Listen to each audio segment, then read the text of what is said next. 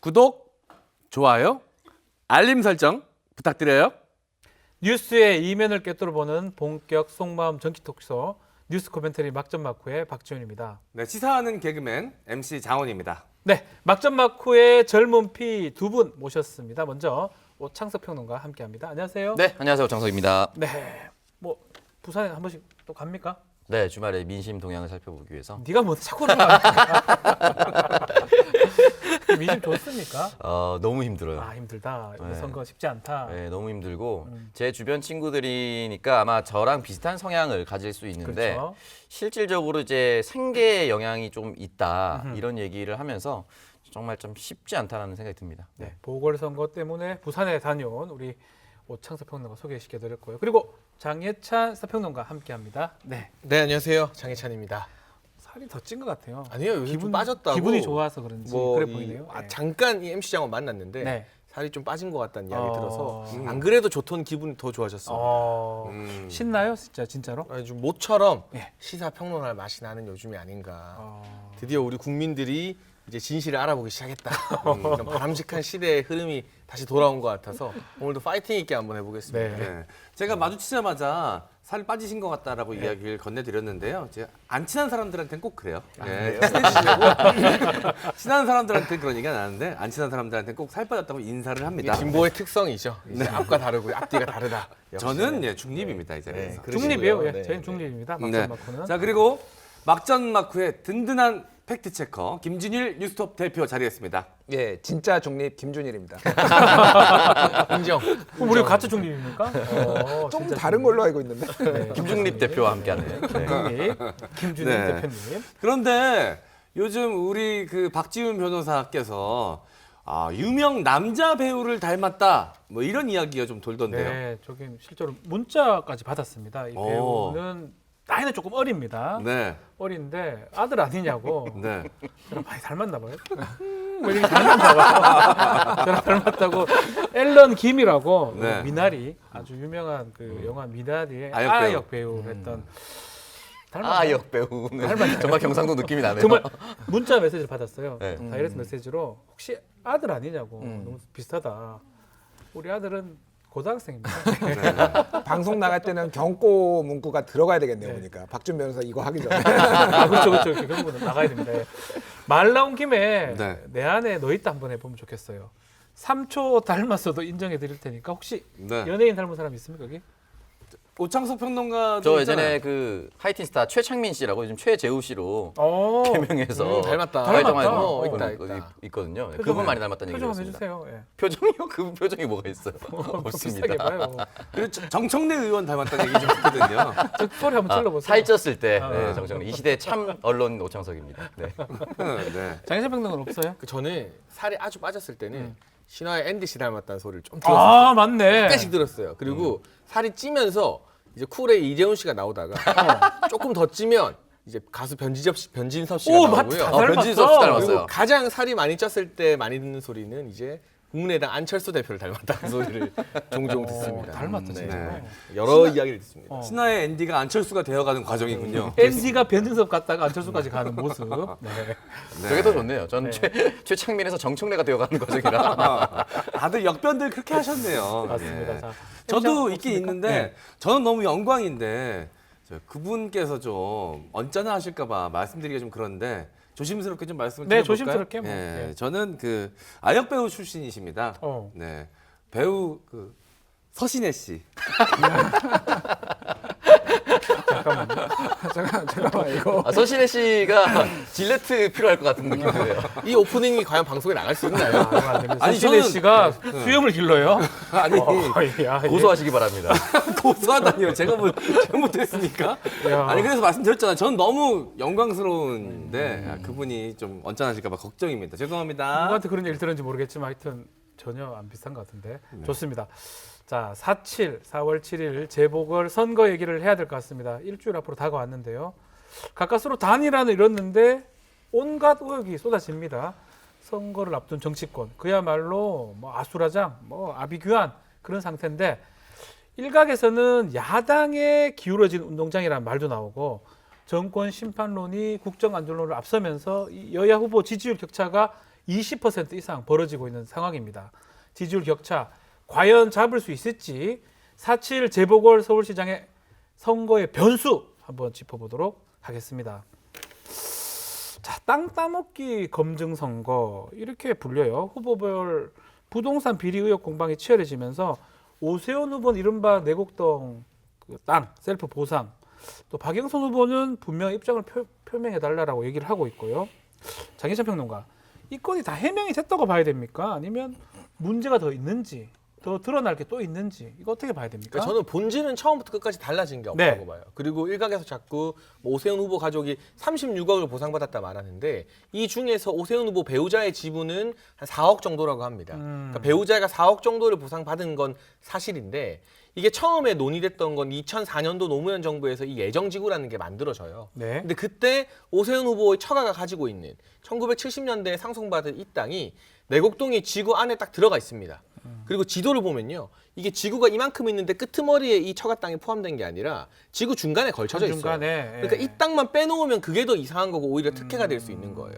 보상지구 중간에 보상 안 받는 민간 택지가 있으면 그 땅값이 훨씬 더 비싸지거든요. 네. 정부한테 받는 게 아니라 시세로 팔 수 있으니까. 그래서 오히려 포함을 안 시키면 더 이상한 위치에 있는 땅이다. 이건 지도만 봐도 알 수 있는 내용이고, 결과적으로는 오세훈 후보가 시장하면서 아닌 땅을 갖다 붙인 거면 이건 굉장히 심각한 문제인데, 네. 2004년에 논의가 되고 2006년에도 논의가 되고 예정지구로 계속 논의가 되는 와중에 한 번도 이 땅이 그 지구에서 빠졌던 적이 없습니다. 그렇기 때문에 이거는 본질적인 특혜는 아니라는 게 제 생각이고요. 다만 해명하는 과정에서 약간의 어떤 기억상의 오류등이 있고, 그렇죠. 최근에는 이 KBS 보도를 통해서 그 땅을 측량할 때 오세훈 후보 본인이 간 건 아니냐, 갔다고 하는데요. 뭐 경작인의 증언이 오. 나오는데 여기에 대해서는 오세훈 후보가 정보 공개 청구를 했습니다. 네. 그럼 그 당시에 누가 사인을 했고 누가 갔는지 이 청구서에 다 나와 있는데 오세훈 후보 장인과 이제 처남이 참여한 것으로, 참관한 것으로 오세훈 후보 측에서는 주장을 하고 있기 때문에 글쎄요, 저는 이게 과연 국민들이 분노할 만한 사안인가? 뭐 70년대 땅을 상속받은 조금 부유한 처가가 있다는 것은 사실이지만 그 과정에서 오 시장의 개입이나 어떤 특혜는 전혀 아니라고 생각을 합니다. 자, 그럼에도 여당에서는, 여권에서는 이 내곡동 땅 의혹 관련해서 가장 뭐 많이 공격하고 있는 모습이거든요. 사실 이게 두 가지예요. 거짓말하고 셀프 특혜. 셀프 특혜는 이제 노무현 정부부터 예정지구로 분류되어 있다 하지만 확정되진 않았어요. 확정이 안 됐다. 가덕 신공항도 10년 전, 20년 전부터 예정지구 또는 예정 후보지 중에 하나였지만 지금도 아직 정확하게 확정됐다라고 보기는 어렵습니다. 그렇기 때문에 이 부분에 대해서는 예정지구였다라고 해서 무조건 된다라고 보기엔 좀 어려운 부분이 있고요. 네. 이 사이에서 여러 가지 말이 엇갈렸어요. 거짓말 하려고 했던 것인지 아니면 기억에 오류가 좀 생길 수 있는 것인지, 저 두 가지 다 열어둘 수가 있다고 했는데, 국장 전결이라고 했었는데 어쨌든 시장이 최종적으로 승인을 해야 되는 부분이고, 거짓말이 돼버렸어요. SH 문건이 나왔는데 그 부분에 대해서는 서초구가 끝까지 반대했는데 아하. 이 부분이 서울시가 밀어붙이는 적도 나왔습니다. 네. 그렇기 때문에 예정대로 흘러갔다라고 얘기하기에는 서초구가 반대했었던 문건이 나왔어요. 여기에 대해서는 왜 서초구가 끝까지 반대를 했었는데 진행된 이유는 무엇인가? 근데 서울시장 재임 시절에 진행됐기 때문에 시장의 압력이 있지 않았느냐, 또는 그 밑에 사람이 대신 압력을 전하지 않았냐, 이런 의혹은 저는 제기할 수가 있다고 보고, 지금 경작인 그리고 측량기사, 측량팀 이렇게 3명이 있는데 오세훈 후보가 실제로 그 땅에 왔다는 거 아닙니까? 네. 그래서 되게 구체적으로 증언을 하고 있어요. 백바지를 입고 왔었고 선글라스를 끼고 있었고, 그 당시 그 지역에 되게 유명한 생태탕 집에 가서 밥을 같이 먹었다. 굉장히. 생태탕 이거 기억이 잘, 뭐 음식까지 기억할 정도면. 그러니까 음식도 기억했는데 그 경작이는 이제 음식점 이름도 얘기를 했어요. 8천에서 10,000원 정도였다 그 당시에. 그러니까 좀 그렇죠. 맛있는 집이라서 기억이 남는다라고 했고, 오세훈 후보가 키가 180 훨씬 넘습니다. 맞아요. 저도 저 같은 직접 사람들이 봤는데 가봤자 이거 산짐승인지 날짐승인지 모르겠지만 그 정도는 아니지만 뭐 그분이 180이기 때문에 적어도 장인보다 훨씬 더 큰 키에 독특한 옷을 입었기 때문에 측량 팀장이라든지 경작인들이 쉽게 확인할 수가 있었고, 심지어 경작인은 같이 밥 먹었다고 했거든요. 네. 그러니까 이 부분에 대해서 만약에 추가적으로 같이 찍은 사진이 나온다든지, 또는 KBS나 또는 다른 보도를 통해서 열심히 취재를 하고 있는 기자들에 의해서 현장에 있었던 사진이 나왔을 경우에 네. 가지 않았다는 말은 무너지게 됩니다. 그렇기 때문에 애초에 이거는 거짓말 논란도 하나가 들어가 버리게 된 거예요. 만약에 그러네요. 오세훈 후보가 상관이 없었고 우리 처가 땅이니까 한번 가볼 수 있다 이렇게 얘기를 했으면 이 부분이 검증으로 들어가진 않았을 건데 나는 절대 가지 않았다라고 해버렸거든요. 그렇기 때문에 이 방송이 나가고 선거 직전까지 만약에 오세훈 후보가 실제로 간 현장이 있다면 그것이 셀프 특혜와는 무관하다 하더라도 거짓말 건 하나가 나올 수가 있다. 이 부분에 대해서는 계속해서 취재를 하고 보도가 나올지 안 나올지, 아니면 선거가 끝나고도 전혀 해명되지 않을지 아하. 좀 더 지켜봐야 됩니다. 그러니까 저는 사실 갔어도 문제가 없다는 입장이에요. 아 그러니까 왜냐하면 특혜를 준 게 아니고 이 지구가 처음부터 포함이 되어 있으니까. 근데 다만 갔을 경우에는 2005년도의 일입니다. 네. 물론 본인의 기억이 아주 정확했다면 그리고 자신이 있기 때문에 정보 공개 청구에 들어갔죠. 네. 보통 자신 없는 쪽에서는 정보 공개 청구 함부로 못 합니다. 못하죠. 왜냐하면 예. 기록이 다 나오니까요. 음. 일단 이 청구에 들어갔다는 것 자체가 그 해명에 자신이 있다는 뜻으로 저는 받아들이는데 네. 설령 갔다 하더라도 그건 기억의 오류 정도인 것이 2005년에 본인이 가서 그것 때문에 뭔가 특혜를 주고 없던 지구를 억지로 보상지구에 편입시킨 게 아니기 때문에 이건 사실 문제의 본질, 특혜 논란과는 좀 상관이 없는 지엽적인 부분을 민주당이 잡고 물고 늘어지는 게 아니냐는 그게 생각을 지엽적인 지우기 것일 어렵습니다. 수도 있는데 애초에 거짓말을 할 필요 없이 그냥 처가 땅이니까 한 번씩 한번 갈 수 가봤다, 있다. 이러면 이렇게 얘기를 되는데. 했으면은 어. 오히려 민주당이 셀프 특혜 말고 다른 말을 할 수 없었을 텐데 이 부분에 대해서 계속 안 갔다라고 얘기를 해버렸기 때문에 만약에 간 것으로 나중에 드러날 경우에 네. 뭐가 불편해서 감추려고 했을까라는 얘기가 전개가 될 수가 있는 거예요. 자 김준일 기자. 네. 어떻게 지금 의혹이 다 해소됐다고 봐야 될지 또 오창석 평론가 말대로 거짓말이 오히려 더 큰 것 같아요. 이 내용보다는 어떻게 봐야 됩니까? 해소 안 됐죠. 안된 해소 거죠? 안 되고 지금 뭐 한창 진행 중인 거고 예. 아마 선거 막바지까지 끝까지 이거가 갈 이제 것이다. 계속 이제 얘기는 나올 겁니다. 어찌 됐든 기본적으로 오세훈 그 선거 캠프에서 대응을 잘못했어요. 아. 그러니까 이거가 특혜가 핵심인데 이거를 거짓말 논란으로 한 게 나는 그 땅을 알지도 못했고 몰랐다. 뭐 이렇게 하면은 이제 알았냐 몰랐냐로 아. 지금 갔잖아요. 그러니까 그거는 이제 보시는 시청자 여러분의 관점이지만은 본질은 특혜인데 알았냐 몰랐냐로 가버리니까 네. 이게 거짓말 논란이 꼬리에 꼬리를 무는 거고 지금 이제 당시에 국토정보공사에 이제 데이터가 있습니다. 네. 그래서 정보공개 청구를 했고 입회인이 이제 서명을 하게 돼 있어요. 그럼 거기에 지금 송모 교수, 처남인 송모 교수가 했는지 아니면은 오세훈 당시에 이제 야인이었죠. 당시에는 그렇죠. 국회의원 출마를 안 하고 이제 야인이었는데 시장 선거 전이었는데 어쨌든 그 오세훈 후보가 했는지 여부는 보면 되는데 그게 바로 나올지 여부가 좀 궁금해요. 사실 그러네요. 언제 지금 네. 이 방송 시점이 좀 있기는 한데 어찌됐든 이게 선거 전까지 나올지 안 나올지도 좀 의문이고 어쨌든 오세훈 후보는 뭐 시간 끌기로 좀 갈 가능성이 높은데 어찌됐든 본인이 좀 자초한 측면이 있다. 이거는 이 논란은 뭐 저는 네. 그렇게 보고 있습니다. 저 일반 시민의 입장에서 제가 봤을 때 뭐 헷갈릴 수도 있겠다. 이 부분에 대해서는 제가 아직 미혼이지만 제가 이제 결혼을 했는데 처가 땅이 단 10평이라도 있어서 가서 구경했으면 절대 잊어버리지 않을 것 같거든요. 제 입장에선. 그리고 그 측량했던 시점이 2005년인가요? 그쵸. 그때쯤이죠. 그때쯤에 이제 당 쇄신을 위해서 불출마 선언하고 굉장히 좀 젊은 정치인으로 각광받을 시절이고 그 정수기 광고 그때 당시 나오던 시점이거든요. 그렇죠. 그래서 얼굴이 굉장히 많이 알려져서 얼굴을 차고 하기는 오히려 더 쉽지 않은 상황이지 않았나. 그래서 이게 오히려 특혜 의혹보다도 거짓말에 더 민감하거든요, 국민들은. 저도 뭐 실제로 오세훈 후보를 멀리서 본 적이 있습니다. 네. 유세 현장에서 뭐 다른 것 때문에 갔다고 하는데 아우 뭐 정말 잘생겼죠? 네. 그냥 이게 인정합니다. 네. 아우라라 해야 되나? 이게 크고 이게 전반적으로 다 크기 때문에 눈에 띄는 건 사실입니다. 네. 그래서 착오를 했을까? 그건 좀 모르겠습니다. 일단은 네. 오세훈 후보가 던진 말 때문에 꼬리에 꼬리를 무는 형국인데 여당도 만만치 않습니다. 박영선 네, 후보 얘기도 좀 맞습니다. 있잖아요. 자, 박영선 후보도 토착 외구 공격을 받았습니다. 일본에 소유하고 있던 남편 명의의 20평 소형 아파트를 올해 2월에 팔았다는 건데요. 그런데 이게 크기도 작고 이미 팔린 아파트고 이게 부동산 의혹을 받을 만한 사안인가요? 질문이 굉장히 편파적이라는 생각이 듭니다. 아, 왜요? 크기가 작지만 20평대라고 하지만 네. 일본에 사는 사람들 기준으로는 이게 결코 작은 평수가 아니고 아니다. 일본 도쿄니까. 이게 파크 코트 아카사카 타워입니다. 네. 제가 이 해당 부동산 사이트 홈페이지 다 들어가 봤어요. 네. 저것만 본인들- 이제 죽도록 이제 다른 방송에서 얘기하기 때문에 본인들 스스로 이 파크 코트 아카사카 타워에서는 초호화 맨션이라고 홍보를 합니다. 아카사카 타워. 그리고 뭐 이게 뭐 북쪽으로는 야스쿠니 신사뷰다, 남쪽으로는 어디뷰다 많이 많은데 고급 아파트인 건 맞고요. 문제가 되는 건 여기서도 그럼 거짓말 논란이 등장할 수밖에 없어요. 네. 박영선 후보는 본인 남편이 MB 정부 시절에 사찰을 받아서 일본으로 일자리를 옮겨서 실제 거주 때문에 살았다고 하거든요. 그런데 등기부 등본상으로는 지난해 4월에 처음으로 주소지가 옮겨집니다. 박영선 후보 배우자의 주소지가요. 그러면 적어도 법적으로는 2020년 4월부터 살았다는 거예요. 그 이전에 뭐 실거주 때문에 직장 때문에 옮겨서 어쩔 수 없이 샀다는 건 등기부 등본상으로는 거짓말이 되는 거고 그러니까 해명을 다시 합니다. 2009년부터 2012년까지 3년 동안 살았던 거 맞다. 근데 그때 주소 이전을 못했을 뿐이다. 일단 주소 이전 신고 제대로 안 한 것부터가 문제지만 그게 문제 되나요? 그렇다 하더라도 그럼요. 어. 그게 어떻게 보면은 위장 전입 이런 의혹이 될 수 있는 거죠. 외국인데. 그리고 일본으로 또 유장 한, 아니 집을 샀는데 아, 네. 그렇습니까? 그리고 또 한 예, 가지가 예. 그럼 2013년부터는 안 살았던 거예요. 세를 준 거예요. 그럼 이게 투자용 아니냐? 그 와중에 무슨 일이 있었냐? 문재인 정부 들어서 내내 죽창을 들어라 막 조국 전 장관 이런 노래 올리고 이 반일 운동, 이 반일 정서에 민주당이 어마어마하게 편승을 했고 박영선 후보도 장관으로 재직하면서 반일 프레임의 어떤 여러 가지 정책들 홍보를 굉장히 많이 했습니다. 그런데 왜 진작 팔 수 있는 기회가 숱하게 있었는데 도쿄에 있는 아파트 안 산 거죠? 해외에 투자하면 안 되냐고 또 제작진이 편파적인 자막을 띄우는데 편파적이라니요? 단순히 자꾸. 해외에 투자하면 안 되는 게 문제가 아니라 아하. 반일 운동을 그렇게 했던 정당의 앞뒤가 다르다는 이 뭐가 이중성에 안 대해서 맞다. 지적을 하는 거죠. 이게 그리고 반- 여기에 평균 월세가 160만 원입니다.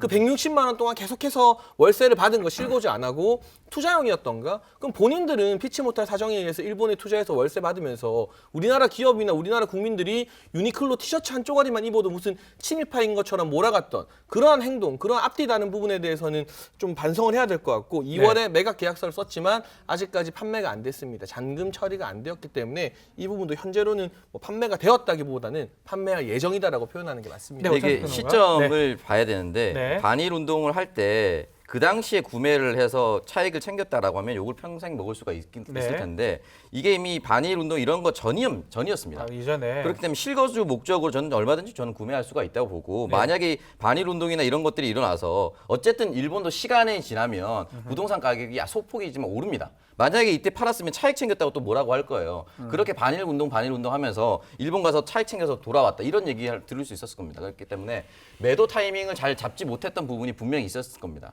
근데 일단 이 부분에 대해서 논란이 일자 빨리 정리하려고 했었던 부분 인정해야 될 것 같고 애초에 그 김경준 기획 입국설 때문에 그랬었다.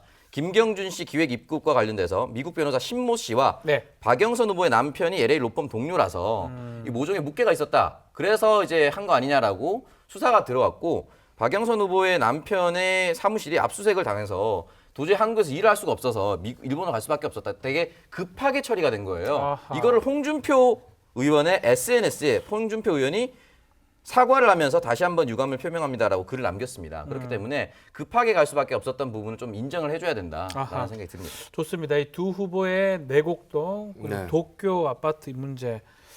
글쎄요, 뭐 민심하고는 좀 영향이 있다고 봐야 됩니까? 어떻습니까? 일단 도쿄 아파트 먼저 말씀을 드리면은 이거는 토착 외구 프레임이 아니라 내로남불 프레임입니다. 한마디로 얘기하면. 예. 토착 외구는 그러니까 민주당 지지자들이 국민의힘을 공격할 때 보통 토착 외구 뭐 이런 얘기를 쓰는 거거든요. 근데 토착 외구나 다를 바 없다 한마디로 얘기하기 때문에 뭐 국민의힘 지지자 입장에서는 내로남불이다라는 거예요. 그러니까 사실은 이거는 굉장히 큰 영향을 주지는 않는다라고 저는 이제 보는 거고. 오세훈 후보 같은 경우에는 그거보다 이 도쿄 아파트보다 훨씬 영향이 있을 겁니다. 그러니까 영향을 줄 가능성이 있어요. 그러니까 왜냐하면은 후보자 개인의 어떤 거짓말 논란은 상당히 예전부터 파괴력이 있었거든요. 다만 지금은 워낙에 정권 심판론이 굉장히 압도적이에요. 그러니까 지금 오세훈이 아니라 누구를 꽂아놔도 나는 민주당이 싫어서 반대를 찍겠다는 사람이 압도적이기 때문에 이게 얼마나 영향력을 보일지는 좀 지켜봐야 될 것 같아요. 네. 자, 다시 선거 얘기를 좀 해보겠습니다. 선거 때마다 나오는 얘기가 중도층의 표심을 잡는 자가 이긴다. 이런 얘기가 나와요. 집토끼보다는 산토끼 뭐 이런 얘기 나오는데 자, 그렇다면 이 두 후보 중에 중도층에 또 경쟁력이 있는 후보 어디라고 봐야 됩니까? 확장력이 있다라는 거. 오창석 평론가. 그간 이제 촛불 집회가 시작되고 2016년 말부터 2020년 총선에 이르기까지 여러 크고 작은 선거가 있었고 네. 그 선거의 결과 지표상으로 압도적으로 민주당 지지층이 많다. 또는 중도층도 민주당을 많이 지지한다는 것이 나왔습니다. 그리고 오죽하면은 그 전까지만 하더라도 때려 죽어도 보수 정당에 투표하겠다는 게 30에서 35. 네. 때려 죽여도 민주당에만 투표하겠다가 20에서 25입니다. 약 네. 10% 간극이 있었는데 네. 이게 촛불 집회 이후에 반대로 바뀌었습니다. 바뀌었다는 거죠. 네. 민주당이 고정이 30에서 35고 국민의힘 측이 20에서 25로 바뀌었는데 네. 지금의 여론조사까지 추이를 보면은 그렇지 않습니다. 다시 과거로 회귀한 것처럼 보인다. 얘기한 것처럼 보인다. 그렇다면 이것이 왜 그렇게 되었는가에 대해서 민주당은 통렬하게 반성을 일단 한번 해야 됩니다. 왜냐하면 지난 4, 5년간 유지했었던 이 압도적인 지위를 왜 내주게 되었느냐. 이거는 결국은 후보의 문제라고 보기는 어렵습니다. 아하. 오세훈 후보가 너무 매력적이기 때문에 나는 박영선을 찍지 않을 거야. 이것도 아니고요. 아닐 것 박영선이 너무 싫어서 나는 오세훈을 찍을 수밖에 없어. 이게 아닙니다. 전체적인 정당과 현 정부에 이끌어왔던 여러 가지 상황들이 중첩된 거거든요. 네. 그렇기 때문에 이 중도 표심이 결국에는 어떻게 소구력이 있느냐, 누가 더 간절하느냐의 싸움입니다. 네. 누가 더 간절하냐. 누가 그래서 간절하냐. 민주당이 지금 만약에 국민의힘보다 더 간절하게 보이느냐, 더 간절하게 우리가 시장이 됐으면 좋겠습니다라는 캠페인이 벌어지고 있느냐. 그 간절하는 캠페인 어떤 게 있어요? 그러니까 예를 들어서 저는 말씀하셨다시피 네. 오세훈 후보의 땅 투기 이 의혹이 예. 셀프 특혜 의혹이 선거에 영향을 미칠 수는 있다고 봅니다. 그러나 반감만으로 선거에 이길 수는 없습니다. 아. 저는 대한민국 역사에서 선거 중에 가장 크게 반감으로 자극해서 선거를 치렀던 선거가 지난 2012년 문재인 박근혜 후보의 대통령 선거라고 봅니다. 아. 그때 박근혜 후보는 솔직히 말씀드려서 안 보였어요. 솔직히 뭘 해야 까죠. 근데 박근혜 후보의 아버지였던 박정희 전 대통령을 아빠락 하니까 둘러싸고 좀 어색하긴 하네요. 그러니까 어색하네요. 예, 예, 박정희 전 예. 대통령을 둘러싸고 네. 스네이크 박이라든지 뭐 여러 가지 다큐멘터리까지 나오면서 그렇죠. 역대급 반감 선거가 됐습니다. 아. 근데 그 결과가 어떻게 됐죠? 총집결이긴 했으나 반감만으로 선거에 승리할 수 없었다. 상대적으로 문재인 후보도 참 괜찮은 후보였는데 문재인 후보를 도드라지게 하는 건 좀 약했다라는 것이 민주당 내부 문건에서도 나왔습니다. 아하. 반성한다는 데서 복귀한다는 차원에서 그래서 지금은 오세훈 후보의 반감 당연히 있으면은 이 부분에 대해서 비리를 파헤치려고 하되 네. 민주당을 뽑아야 하는 이유를 조금 더 많이 만들어야만 또는 민주당이 어쨌든 이번 선거는 민주당 때문에 치러지기 때문에 조금 더 반성적인 태도나 간절함을 보여줘야만 이 중도층이 그래도 다시 미워도 한번 민주당으로 돌아오지 않을까라는 생각이 듭니다. 혹시 그 제가 SNS를 본 적이 있는데 오상희 평론가 뭐 무릎이라 꿇어라 뭐 이런 말입니까 지금? 2016년 부산 남구에서 당선된 박재호 박재호 의원 의원. 네. 사례를 제가 들었었는데 박재호 의원이 부족해서 그동안 낙선했던 것이 아닙니다. 그동안 이제 남구에는 김무성 의원이라는 사람이 있었고 후에 이제 보궐선거로 이제 영도로 갔었는데 그 정도로 간절함을 보여야 되는 것이죠. 네. 그래서 온 동네 골목 돌아다니면서 보통 후보들이 이렇게 피켓을 들고 기호 2번 오창석 찍어주세요 이렇게 하는데 박재호 후보는 그 피켓을 들고 무릎을 꿇고 있었습니다. 그 동네 사람들이 지나가면서 저렇게 열심히 하는데 우리 동네가 민주당 밭이 아니라서 그렇지 저 사람 참 괜찮다. 사람은 좋다. 이렇게 해서 표심이 뜯어져 나온 거예요. 중도에서. 또는 보수를 찍던 사람도 뜯어져 나와서 그 사람을 찍게 됐고 한 번 맡겼더니 잘한다 해서 또 당선이 된 겁니다. 그러니까 이런 모습을 민주당은 지금 보여준다. 왜냐하면 지지율 현재 상황으로는 매우 좋지 않기 때문입니다. 무릎 꿇기 잘하는 정당이 있지 않습니까? 뭐 이제 새누리당 옛날에 이 무릎 잘 새누리당 시절에 꿇었잖아요. 흡수했는데 그렇게 뽑아줬더니 새누리당도 잘못을 많이 했고요. 무릎 꿇었는데도. 박재호 의원 같은 경우도 그렇게 뽑아줬더니 부산 사람들 종편 많이 본다, 한심하다 이런 발언으로 생채기를 확 남겼죠. 그러니까 결과적으로 이제 우리 국민들이 단순한 읍소 전략 때문에 마음을 주는 그런 단계는 민주주의가 성숙되는 아니다. 과정에서 좀 지나가지 않았나 하는 생각이 왜냐하면 그동안 무릎 꿇었던 게 여야를 막론하고 꿇고 나서 그럼 잘했느냐. 그렇지 않은 결과가 많았기 때문인 것 같고요. 지금 이 선거 향방이 중도층에 달려있다는 이야기를 하고 네. 있는데 우리가 박영선이나 오세훈이라는 인물을 보고 누가 더 중도층에 적합한지 이걸 논의하는 건 좀 무의미한 것 같아요. 네. 일단 많은 시민들이 이게 1년짜리 보궐선거라는 걸 잘 인지하고 있어요. 대선 전에 치러지는 선거이기 때문에 실제로 이 시장 후보들도 내가 시장이 되면 5년짜리 공약을 하겠다 다 내세우고 있잖아요. 네. 그러니까 제대로 된 일은 사실 1년이 아니라 내년에 있을 본 지방선거에서 당선된 서울시장이 누가 되든 일을 훨씬 더 많이 할 겁니다. 그렇다면 이 선거의 성격은 정권에게 회초리를 때릴 것이냐 말 것이냐인 것인데 그 관점에서 중도층은 상당히 실용적인 성향으로 투표를 해왔는데 이제까지는 문재인 정부를 믿어주고 지지했지만 또 총선에서 180석까지 몰아줬지만 만족스럽지 않다는 거예요. 그러면 다음 대선 이전에 회초리 한 대 때려야겠다는 겁니다. 이 대선 결과까지 이 투표가 이어질지는 장담할 수 없습니다만 아하. 문재인 정부는 수립되고 나서 단 한 번도 회초리를 맞은 적이 없어요. 모든 선거에서 다 이겨왔기 때문에. 그래서 이번만큼은 한 대 때려야겠다는 이 국민들과 시민들의 어떤 분노한 정서를 박영선이 아니라 누가 와도 또 오세훈이 아니라 예를 들면 아주 극단적으로 오른쪽에 기울어 있는 후보만 아니라면 그와 비슷한 이미지에 누가 오더라도 사실 이미 시민들과 국민들은 회초리 한 대 때려야겠다는 마음을 정한 것 같고요. 이 중도층의 어떤 마음을 정한 상태를 남은 한 일주일 안에 바꾸기는 전 대단히 어렵다고 뭐 생각합니다. 나경원 후보 혹시나 왔다 갔다는 거죠 결론은? 나경원 후보가 와서 예. 막 중도가 없다 하고 갑자기 막 우리가 소위 극우라고 분류되는 인사들과 손잡고 하면 그럴 리가 영향이 있었겠지만 그게 아니라 나도 이제 중도 지향적으로 가겠다. 외연을 넓히겠다. 우리도 복지에 더 신경 쓰겠다. 이런 메시지를 냈다면 후보 개인의 역량보다는 전체적인 중도층과 무당층의 민심 표심이 이번에는 많이 기울어져 있다는 거죠. 두 분 말 들어보면 구도 자체가 이 중간층을 좀 국민의힘 좀 야권이 좀 많이 가져갈 수 있다. 정권 심판론. 이렇게 분석을 하고 있네요, 보니까. 두 분이 뭐 분석하신 게 다 맞고요. 네. 근데 조금 이제 이게 중도를 누가 잡느냐는 굉장히 모호합니다. 이거를 좀 명확하게 좀 약간 길어질 텐데 본방송에서 편집될 것 같아요. 어쨌든 말씀드리면은 정당 일체감이라는 개념이 있어요. 네. 파티 아이덴티피케이션, 그래서 정당의 정서적으로 내가 이 정당의 유착 관계, 애정 관계를 느끼는 거예요. 그래서 정당의 체감이 강하면은 그 정당이 실수를 하더라도 계속 찍습니다. 아. 근데 모든 그 정당의 지지자가 다 정당의 일체감이 강한 건 아니거든요. 그렇죠. 사람마다 달라요. 네. 그러면은 이런 이제 정당 그 일체감이 강한 사람, 이 사람을 강성 지지자라고 할게요, 그냥 편하게. 그리고 이를테면은 약간 때에 따라서는 다른 정당도 찍는 사람을 온건 지지자라고 하겠습니다. 네. 그리고 무당층이 있어요. 사실은 중도가 다 무당층인 게 아니에요. 온건까지 포함하는 건가요? 그렇죠. 그러니까 이게 바뀌잖아요. 이 사람들은 강성 지지층, 온건 지지층, 그리고 무당층, 또 옆에는 또 온건 지지층, 강성 그렇죠. 지지층이겠죠. 양당마다. 그러면은 이 사람들이 왜 강성 지지층과 온건 지지층이 다르냐? 이거를 연구 논문이 있어요. 예전에 논문이 있어요? 한국 유권자의 정당 일체감과 투표 행태, 이거를 예. 이제 회귀 분석을 돌렸습니다. 뭐 한번 예. 여러 요인을 돌린 다음에 어떤 게 변인으로서 이제 영향을 줬는지, 이념 성향 전혀 영향이 없어요. 이념 성향에 따라서 사람들이 온건해지냐, 강성해지냐, 강경해지냐 그런 거 없습니다. 뭐였냐? 정당 호감도. 호감도에 따라서, 그러니까 뭐냐면은 내가 이 정당에 많은 호감을 느끼면은 강성 지지층이 되고요. 무조건 예. 찍는 거고요. 호감은 느끼지만은 여기에도 느끼고 이 정당에도 호감을 느낀다. 아니면은 둘 다 싫다라고 하면 온건 지지층이 되는 거예요. 그 중에서 뭐 조금만 더 싫은 정당을 피해서 찍거나 뭐 이런 식입니다. 그렇죠. 그러니까 가장 중요한 게 한국 유권자한테는 정당 호감도예요. 이게 다른 나라랑 다른 이유가 뭐냐면은 한국은 정당이 맨날 바뀝니다. 그렇죠. 맨날 바뀌니까 어떤 정강 정책 막 이런 거, 어떤 때 막 기본소득 막 보수 정당에서 가져왔다가 막 이런 식으로 막 바뀌어요. 그러니까 이 정강 정책이나 이런 이념에 휘둘리지 않아요. 그렇죠. 그러니까 호감도가 제일 중요해요. 그럼 지금 선거가 지금 호감도 문제거든요. 네. 자, 지금 이번 선거가 왜 지금 이렇게 여당 입장에서 어려워졌느냐? 한마디로 두 가지 제가 키워드를 제가 말씀드리는데, 하나는 무능이고 하나는 오만입니다.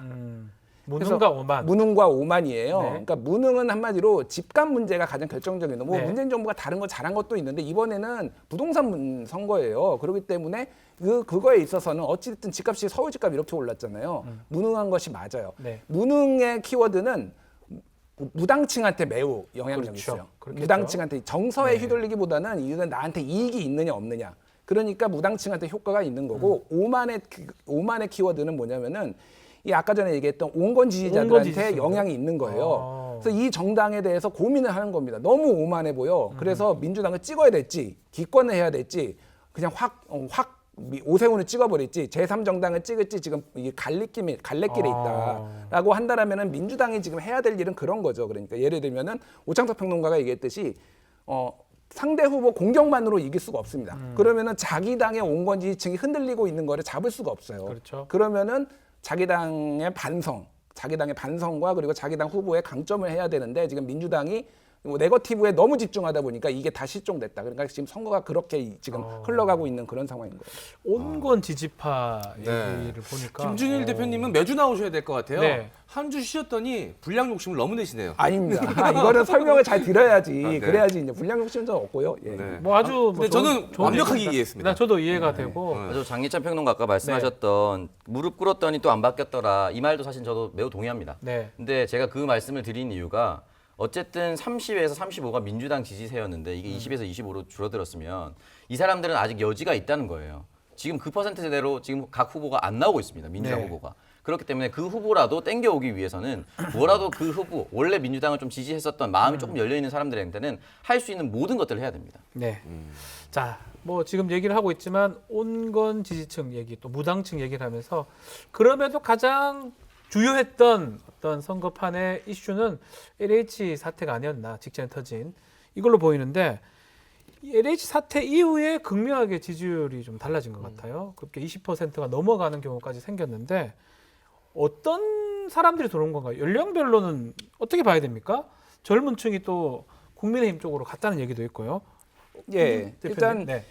뭐 여론조사에 따라서 다른데 20대 지지율이 오세훈 후보가 많게는 최대 3배까지 났어요. 상당히 차이가 많이 난다고 합니다. 2.5배, 네. 적어도 2점대 초반대 이렇게 나가고 있다라고 보고 지금 민주당 박영선 후보의 주 지지층은 40대입니다. 40대. 40대고요. 나머지 웬만한 여론조사에서는 40대 빼고 다 역전당했어요. 네. 그러니까 이게 이제 고민을 해야 되는 부분이에요. 30대도 역전을 당했다라는 거예요.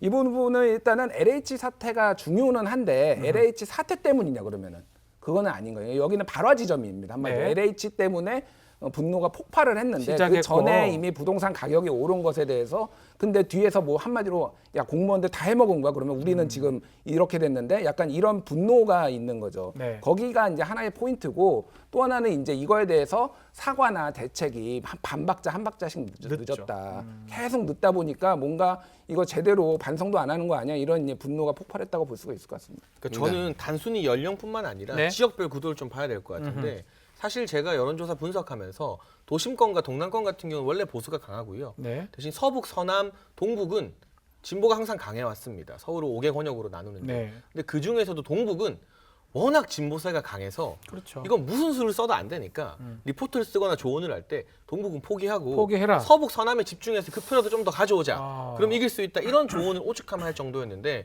최근 조사를 보면 동북, 서북, 서남 다 오세훈 후보가 이기는 걸로 나옵니다. 그렇죠. 근데 그게 저는 LH 사태와 직간접적인 영향이 강하게 있을 수밖에 없는 게 사실 동북에 이제 노원 지구를 중심으로 해서 재건축 이슈가 굉장히 많은 지역이에요. 네. 그 서남권에는 목동과 그 주변의 재건축 이슈들이 상당히 많죠. 그리고 서북은 경기도 고양의 창릉지구와 바로 직접 붙어 있는 동네예요. 은평구, 서대문구 같은 경우는. 그러니까 LH 사태나 이 부동산 민심에 영향을 굉장히 많이 받을 수 있는 평소에 이제 서민 주거 지역이나 이런 곳들에서도 이번만큼은 그 LH 사태로 인한 부동산에 대한 분노 때문에 평소와 다른 투표 성향을 좀 보여주지 않겠는가. 이 점이 연령별로 20대를 놓치고 이런 부분도 민주당 입장에서는 뼈아프겠지만 아하. 아주 강고하게 지역적 우위를 점했던 이 동북, 서북, 서남의 우위가 흔들리고 있다는 건 이번 서울시장 재보궐뿐만이 아니라 대선을 앞두고도 전략을 조금 수정해야 돼, 네. 정비해야 될 그런 사안인 것 같습니다. 동북이면 이제 노원이나 노원, 뭐 상계 그런 뭐 쪽이죠. 이렇게 네. 이쪽 주로 전통적으로 민주당 지지층이죠. 지지층이었는데 그것도 변하고 있다라고 짚어주셨습니다. 자, 네. 20, 30대 얘기를 좀 해보죠. 네, 저는 가장 눈여겨봤던 게 네. 예전 같지 않았던 2030 아, 세대의 이 맞습니다. 지지율 변화였습니다. 이 공정과 정의를 중요하게 생각하는 세대인 만큼 이 지지율 변화도 굉장히 선명하게 좀 보이는 것 같았는데요. 양측은 이 변화에 대해서 어떻게 분석하고 받아들이고 계시는지 좀 궁금하거든요. 네. 20, 30대, 30대 두 분. 일단 전통적으로 20, 30대가 진보층에게 흡수되기 쉽고 네. 진보층을 지지할 것이다라는 얘기가 전 지금도 유효하다고 보는데 다만 지금 역사적 이벤트를 좀 살펴볼 필요가 있습니다. 지금 20대들이 겪었던 2014년 세월호 참사, 17년 탄핵, 2020년 코로나 시국 네. 모두 거쳤던 세대가 지금 20대들입니다. 물론 30대도 다 거쳤지만 주요 성장기에 이걸 거쳐서 사실은 기본적으로 보수에 대한 반감이 높을 수밖에 없어요. 그럼에도 불구하고 왜 지금 이렇게 됐느냐? 기본적으로 사다리가 무너졌다라고 생각하고 있는 것 같아요. 20대 입장을 들어보면. 왜냐하면 취업을 해서 회사를 가서 그 연봉으로 내가 어느 정도 집을 하나 잔망을 할 수 있다. 이 사다리가 연결되어야 되거든요. 근데 이 연결점이 지금 부동산 가격이 너무 높아졌기 때문에 내가 아무리 상위 10%에 랭크한 공공기관 또는 대기업에 가더라도 저 집을 얻을 수 없을 것이라는 상대적 박탈감이 생겨버렸습니다. 박탈감. 그것 때문에 이걸 어떻게 중화시켜 줄 수 있느냐가 포인트가 있었는데 아직까지는 포인트가 나오지 않고 오히려 LH 사태로 인해서 또 한 번의 박탈감이 증폭이 더 돼버렸어요. 커졌다는 거죠. 네, 그렇기 때문에 사실은 당분간은 이거는 20대가 당장 내가 집을 마련한다 라는 상황이 아니다 하더라도 내가 당장 앞길이 막막하다 하는 순간에 현 정부에 대해서 등을 돌릴 수가 있습니다. 네. 그렇기 때문에 이런 감정적인 요인이 저는 가장 크다라고 저는 생각이 들고 특히나 또 코로나 시대로 대면 사회보다는 비대면이 활성화되다 보니까 온라인 커뮤니티 중심으로 또는 온라인에 올라오는 기사들 중심으로 사회를 접하다 보니까 더 매몰될 또 가능성도 있다. 아, 언론만 보다 온라인을 보다 보니까 네, 그렇다는 그래서 거죠. 여러 가지 요인이 있어서 아마 이 부분에 대해서 많이 박탈감을 느끼지 않을까라는 생각이 들고 H 자동차 대한민국의 가장 큰 자동차 회사죠. 현대. 제가 제 친구들이 입사할 때만 하더라도 2010년 말입니다.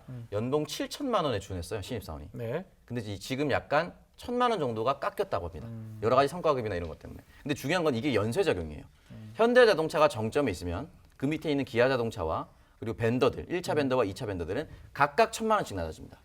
그러면 각각 1,000만 원씩 낮아지는 이 노동자들이 지금 신입사원들이에요. 네. 그렇기 때문에 조금 더 현실적으로 어려움을 느껴서 왜냐면 현실이 어려우면 누군가는 탓해야 되거든요.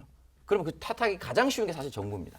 그렇죠. 예, 그러다 보니까 이런 것들이 좀 응축되어 있지 않나. 지금 가장 응축된 상황이 시기가 지금입니다. 딱 그런 것 같은데 2030이 보수를 지향하는 정당을 좀 지지한다. 약간 어색하긴 하거든요. 젊은 층이. 저는 20대가 네. 이제까지 뭐 진보적이었다고 보는 게 아니라 아하. 20대는 항상 야당적이었다고 생각합니다. 야당적이었다. 보수 정권에서는 이 정부 권력을 가진 사람들에 어. 대해서 냉소적이었던 것인데 지난 9년 동안은 계속해서 보수 정부였잖아요. 문재인 정부 이전에는.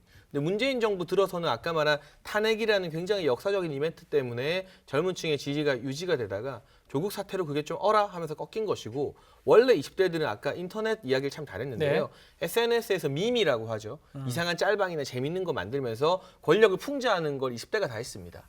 결과적으로 권력을 잡은 사람들에게 비판적이고 냉소적일 수밖에 없는 것이지 딱히 무조건 진보 성향이다 이렇게 분석하는 보기가 건 어렵다? 조금 철진한 분석이라는 생각이 아하. 들고요. 네. 그런 점에서 더더욱 잘했어야 되는데 지금의 이 20대 높은 지지율은 누누이 강조하다시피 국민의힘이나 오세훈 후보가 잘해서가 아니라 아하. 제가 역설적으로 민주당 관계자들한테 물어보는 건 오늘 기사를 보니까 서울 아파트의 평균 가격이 11억에 근접했다고 합니다. 네. 10억 후반대라고 하거든요. 경기도가 이제 5억 정도로 가고 있고 지금 서울 아파트 평균 가격을 11억으로 만들어 놓고 앞으로 집 사야 되고 결혼해야 될 20대한테 지지해달라고 하면 그게 너무 양심이 없는 것 아닌가.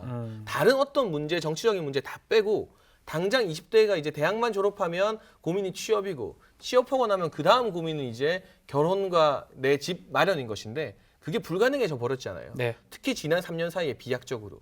그렇다면 사실 오늘의 이 지지율이 우리가 이렇게 막 심각한 분석을 할 정도로 대단히 특별한 일이 아니라 당연한 거라는 집값을 거죠. 이 정도로 올려놨으면 이 정도 해초리는 맞아야 되는 거죠. 맞아라. 예. 자, 오세훈 후보 입장에서는 그래도 뭐 40대는 조금 약하다 보니까 40대도 붙잡겠다라고 또 얘기를 한 것 같아요. 뭐 공약법이 좀 있나요? 뭐 3040 네. 특히 40대에서 40대. 지지가 조금 약했던 건 사실인데요. 네. 40대가 유독 도드라지게 친정부, 그러니까 친민주당 성향이 강한 세대로 나오고 있습니다. 결과적으로 여기에 대해서 저는 오세훈 후보가 좀 거시적인 정치 프레임, 그러니까 뭐 문재인 정부 심판 막 이런 맥락으로 접근하면 40대 마음을 돌리긴 힘들 것 같고요. 네. 철저히 실용적인 관점으로 아까 김준일 대표가 말한 40대의 민주당 지지 블록을 와해시켜야 됩니다. 강성 지지자들 마음은 어차피 못 돌려요. 그런데 온건 지지자와 무당층 지지자가 분명히 있을 텐데 그들을 분리시키는 작업을 해야 되는데 그건 역시나 부동산과 교통 문제이고요. 40대 정도가 되면 집을 사야 되는 계층도 있지만 이미 집을 산 계층도 상당히 많습니다. 네. 근데 이분들이 서울 중앙이나 서울 중심지에 집을 산 분도 있지만 서울에서 왔다 갔다 하는 경기도에 사는 분들도 많고요. 이런 분들이 서울시장 선거뿐만 아니라 다 연쇄적인 작용과 이 주변의 어떤 평판 등으로 표에 영향을 많이 끼치거든요. 그렇죠. 그러니까 부동산뿐만이 아니라 교통에 대한 대책도 대단히 중요한데 박원순 전 시장 같은 경우는 오세훈 시장 때 추진됐던 월드컵 대교가 우리가 아는 것처럼 거의 10년째 지금 완공이 안 된 상태. 네. 그리고 동부권에 제가 아까 말씀드린 가장 중요한 교통 이슈가 이 동부 간선도로 확장 지어한데 이게 확장했다고 뚜껑 열었는데 오히려 차가 더 막힌다는 보도가 막 쏟아지거든요. 이런 지역 40대가 많이 사는 지역의 어떤 교통 이슈를 오세훈 후보가 적극적으로 건드린다면 과감하게 우리가 철로를 깔겠다. 뭐 도로를 개통하겠다. 이렇게 나간다면 실용적인 측면에서 지지율을 회복할 수 있다고 봅니다. 자, 다시 민주당 또 박영선 후보 측을 얘기를 좀 해봐야 될 것 같습니다. 뭐 이름에도 샤이 진보라는 게 있을 것이다. 샤이 진보를 통해서 선거 역전도 가능하다라는 얘기가 있는데 샤이 진보 있는지 반전시킬 수 있는지 두 가지 어떻게 봅니까? 샤이 진보는 여전히 존재한다라고 보는데 중요한 것은 이분들이 정말 투표자가 나갈까 이게 문제인 것 같아요. 진보는 샤이 진보는 당연히 존재할 수 있고 그 속에 샤이 보수도 아직도 있다 봅니다. 네. 근데 중요한 건 여론조사가 계속 10%, 20% 이런 식으로 차이 나면 전화 받고 싶은 마음이 안 들어요, 솔직히 말해서. 그리고 그리고 이렇게 뭐 10%, 20% 그쪽이니까요. 그렇죠. 전체적인 대세도 지금 이미 너무 국민의힘 쪽으로 서울과 부산 모두 양쪽으로 너무 심하게 기울어 있기 때문에 응답하고 싶지도 않고 주변의 분위기가 대세가 이미 저쪽으로 넘어가는데 사석에서도 얘기하기 좀 불편합니다. 그렇기 때문에 이 부분들이 분명히 숨어 있다라고 느끼는데 중요한 것은 이분들이 여론조사 공표 금지 기간 전까지 네. 어느 정도 따라잡는 추세라도 조금이라도 보인다면 그래도 내 한 표라도 의미가 되기 위해서 나가겠다. 라고 생각을 할 텐데 네. 이대로 지금 박영선 후보가 최저점, 오세훈 후보가 최고점이 아니라 더 남은 고점이 있고 더 남은 저점이 있다라고 보인다면 아하. 마음은 사실은 투표를 하고 싶다 하더라도 실제 투표장을 안 나갈 수가 못 있거든요. 나간다는 거죠. 그렇기 때문에 이 부분에 있어서는 저는 고점과 저점을 줄이는 작업을 민주당에서는 해야만이 샤이 진보가 실제 투표장으로 나갈 수 있다라고 생각이 들고 네. 두 번째는 어떻게든 민주당은 진다 생각하더라도 최상을 역시 이긴 거고요. 지는 건 진다라고 최악의 경우는 열어놔야 되는데 집니까? 이 표차가 그냥 지는 거 아니고 네. 박빙으로 지는 것과 예. 그냥 격차가 많이 지는 것은 완전히 다른 겁니다. 아. 아까 대선에는 상관이 없다고 했지만 저는 대선까지 영향이 있다고 봅니다. 어허. 왜냐하면 기세거든요, 선거는. 예. 그렇기 때문에 이 부분에 대해서 어떻게 하면은 샤이 진보 또는 내가 원래 민주당 지지하지만 드러내지 않는 이 사람들을 투표장으로 나갈 수 있게끔 만드는 것이냐. 이 싸움이 아직 남아 있습니다. 자, 샤이 진보 얘기하니까 이때 선거가 떠오릅니다. 2010년도 오세훈 시장, 지금 시장 후보하고 한명숙 전 총리가 격돌했던 그 당시 지지율 격차가 한 20% 차이가 됐었는데 실제 뚜껑을 열어보니까 1% 안쪽이었어요. 0.6%. 자, 여론조사 전문가시잖아요. 이런 건 어떻게 분석을 해야 됩니까? 그 상황의 차이가 굉장히 많이 있는데요. 저는 항상 샤이 야당이라는 말을 많이 써요. 아, 샤이 야당이 보통 맞다. 여론조사에는 이 여권 지지자들이 적극적으로 응답을 하기 마련이거든요. 네. 당시에는 이명박 정부였기 때문에 한명숙 후보가 야당 후보였어요. 네. 그래서 야당 후보의 응답이 상대적으로 저조하게 잡혔던 것 같고 이때만 해도 여론조사 기술이 많이 발달하기 전이라 거의 모든 여론조사가 100% 유선 전화로 실시가 되었습니다. 아. 지금처럼 이 휴대전화, 무선 전화를 통한 이 안심번호 방식의 조사가 자리 잡기 이전이었어요. 네. 그런데 우리가 오세훈 안철수 단일화 구도에서 유선 전화 얼마나 넣을 거냐 마느냐로 많이 싸웠던 거 그렇죠. 기억하시잖아요. 예. 그러니까 유선 전화 비중이 높아지면 그만큼 고연령층이나 상대적 보수층의 여론이 좀 더 넓게 잡혀버립니다. 근데 이 당시에는 조사 자체가 거의 유선 100%였으니까 당연히 결과가 좀 왜곡된 조사가 나올 수밖에 없고요. 이 이후로 이제 세대가 지나면서 안심번호에 의한 무선 조사가 보편화되면서 여론조사가 중요한 선거에서는 거의 잘 맞추고 있어요. 지난 네. 총선 같은 경우도 특히나 여론조사 이제 각 당에서 비공표 기간 동안 여론조사했던 거 보면 거의 다 거의 맞죠. 맞았었고요. 예. 그래서 물론 저도 지금 나오는 것처럼 20% 가까운 결과 차이가 나올 거라고 보지는 않습니다만 이때처럼 드라마틱한 어떤 반전이 있지는 않을 것이다. 여론조사의 어떤 범위가 크게 틀리지는 않을 것 같다는 생각을 합니다. 네. 네, 보궐은 좀 다르지 않습니까, 김종인 대표님? 일단 샤이의 존재에 대해서는 사실은 이제 야당일 때 샤이가 훨씬 많은 건 사실이에요. 네. 그래서 장희찬 평론가나 뭐 오창석 평론가가 말씀하신 거를 대표적인 게 미국 사례입니다. 그렇죠. 그러니까 2016년에 샤이 트럼프와 2020년에 샤이 트럼프. 2016년에는 야당이었잖아요. 어쨌든 샤이 트럼프 존재가 엄청 많았거든요. 근데 2020년에도 조금 있었지만 그 폭이 확 줄었어요. 줄었죠. 예. 지금도 어제 아까 말씀하셨지만은 지금은 여당이 박영선 후보가 지고 있는데 여당이에요. 샤이 진보 그리고 그 정도 표차가 지금 선거 여론조사 기법 말씀하셨지만은 조금 좀 그러니까 옛날 같지 않습니다. 아하. 그렇게 보기는 힘들어요. 극복되긴 어려운. 예, 극복되기 것이다. 어려운. 그러니까 지금 좁혀야 돼. 그러니까 더 좁히지 않으면 힘들죠. 예. 네. 네, 이번 서울시장 보궐선거는 LH 사태로 인해서 수혜를 입은 후보와 그로 인해서 악재에 빠진 후보 간의 대결인 것 같습니다. 이 박영선 후보의 대응과 이 지지층 결집 어떤 대응책이 좀 있을까요? 그래요. 뭐 무릎 꿇는 거 이런 거 말고 그거는 뭐 됐고 혹시나 전략이 있을 수 있을까요? 앞으로? 사실은 이제 고정 지지층을 회복하는 게 가장 급선무인 것 같습니다. 원래 민주당 아까 말씀하셨듯이 정당 일체감에서 민주당이 어떻게 하더라도 그래도 민주당에게 표를 준다. 그러니까 예를 들어서 20대와 다른 연령이 굳이 나눠서 다른 게 있다면 어쨌든 저 정당은 아직 탄핵에 대해서 제대로 된 반성을 하지 않았다. 탄핵 세력과의 결별을 제대로 하지 않았다라는 감정이 남아 있습니다. 그 이전 세대들에게. 네. 그렇기 때문에 저당에게 주면 똑같은 일들이 반복될 것이다. 왜냐하면 그 정당이 집권했을 때 어떤 일들이 일어나는지 한번 경험한 세대들이 남아 있어요. 네. 그 세대들은 민주당이 싫다고 하면 투표를 포기하거나 기권을 하지 저쪽 정당에게 투표를 주지 않습니다.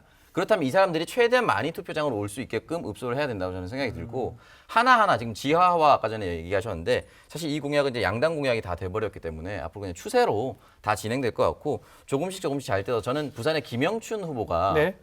육아 관련된 여러 이슈 중에 하나 했던 것이 냉동 난자와 냉동 전자 그리고 난임 부부 지원 이런 것들에 대해서 이야기를 했습니다. 네. 박영선 후보 공약에 약간은 누락되어 있는 것인지 제가 잘 찾아볼 수는 없었습니다. 홈페이지에는. 이 부분에 대해서 저출생 얘기하지 말고요. 정말 아이를 간절히 낳고 싶어하는 그 세대들에게 그 사람들에게 어떻게 하면 국가가 직접적으로 또는 시가 지자체가 어떻게 하면 직접적으로 도움을 될 수 있는지 그래도 내가 다른 거 싫지만 저거 하나 때문이라도 뽑겠다라는 이런 것들을 하나하나씩 정말 뼈를 바르듯이 뼈와 살을 발라내듯이 조금씩 다가가 있나 봅니다. 네. 목요일 밤 11시 뉴스 코멘터리 막점 맞고 많은 시청 바랍니다. OBS